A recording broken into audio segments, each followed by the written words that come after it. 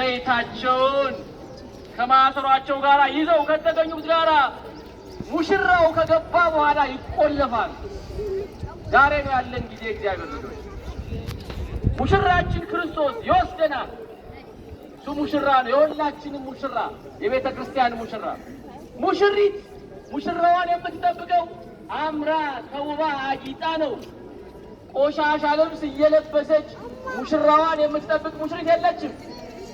የመጨረሻ ውድ ልብሷን አምራ ተውባ ታጥባ ታጥና ነው የምትጠብቀው።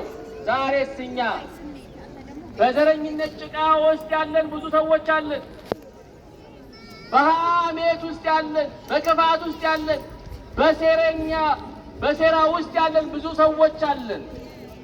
ሙሽራው ይመጣል። በዚህ በበጉ ደም ልንታጠብ ይገባል። ንስሐ ልንገባ ይገባል።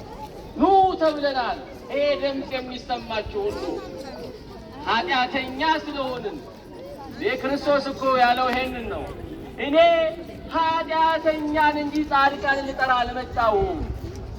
እኔ አለ በሽተኛ እንጂ ጤነኞች መድኃኒት አያስፈልጋቸው።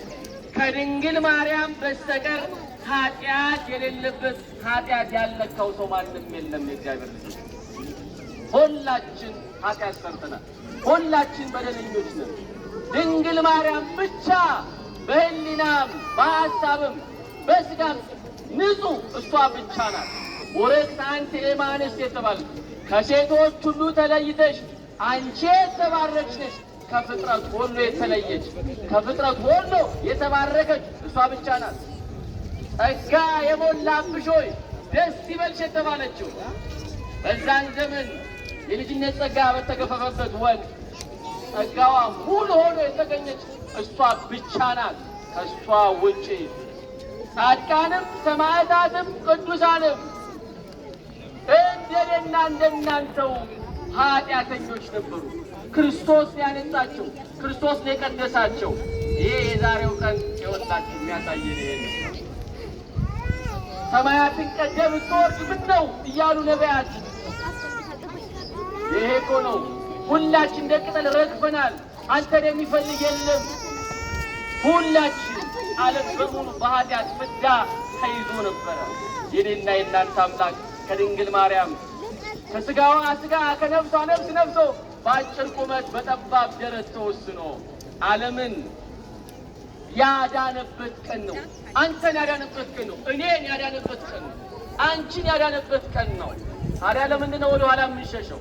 ምን እስኪመጣ ነው? ምን እስኪሆን ነው? ዘመኑን የምናየው ነው። የመጨረሻው ዘመን ላይ ነው ያለ ነው። የመጨረሻው የክፋት ጥግ የተፈጸመ ያለበት ዘመን ነው። ክርስቶስ አይደለም፣ መጽሐፍት አይደለም፣ ደጋግ አባቶቻችን የተናገሩት ትንቢት የተፈጸመበት ዘመን ላይ ነው ያለ ነው። ለሰው ፍቅር የለው፣ መከራ ማብቂያ የለው፣ ዳኛው ችሎት የለው፣ አማኝ ምግባር የለው የተባለበት የመጨረሻው ዘመን ይሄ ዘመን ነው። አባቶቻችን ተናግረውታል።